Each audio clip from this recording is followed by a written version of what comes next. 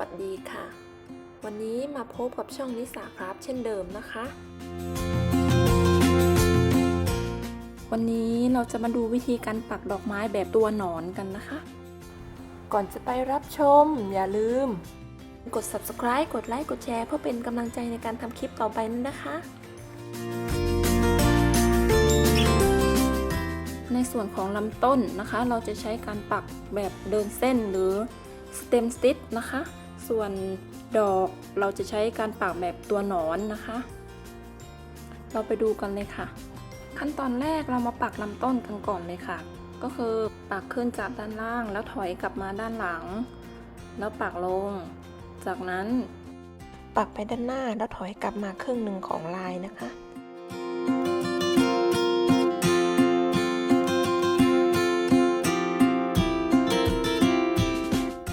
ทำแบบนี้ไปซ้ำๆเหมือนเดิมนะคะ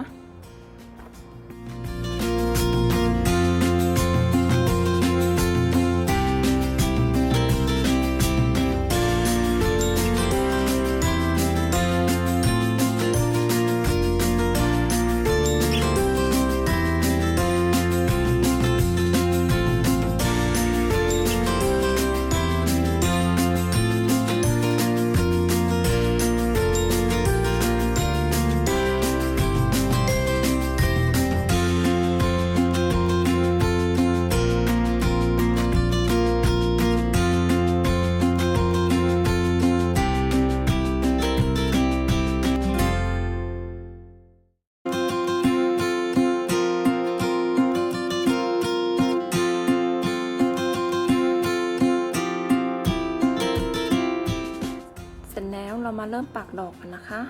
วิธีการปักดอกก็คือปักขึ้นแล้วปักลงตรงใกล้ๆจุดเดิมแต่ไม่ใช่จุดเดิมนะคะแล้วปักลงแล้วก็ปักขึ้นโดยที่ไม่ต้องให้เข็มไปด้านล่างนะคะ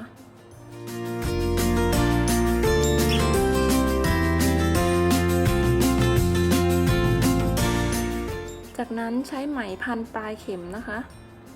10 ถึง 15 ครั้งแล้วแต่ความต้องการของเรานะคะว่าจะให้มันมีขนาดเล็กขนาดใหญ่แค่ไหนนะคะ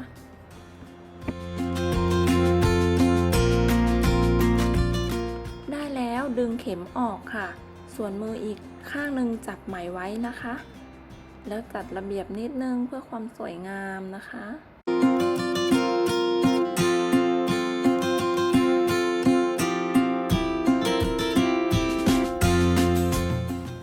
แล้วปักเข็มลงค่ะ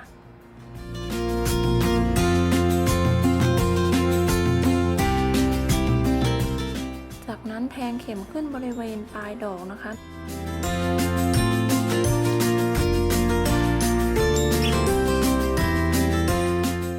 แล้วใช้เข็มสอดเข้าไปในรูของดอกนะคะ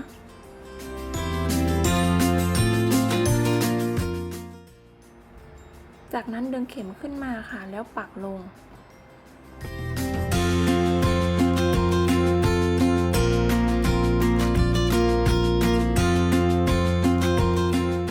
เสร็จแล้วก็ทำแบบนี้ไปเรื่อยๆนะคะ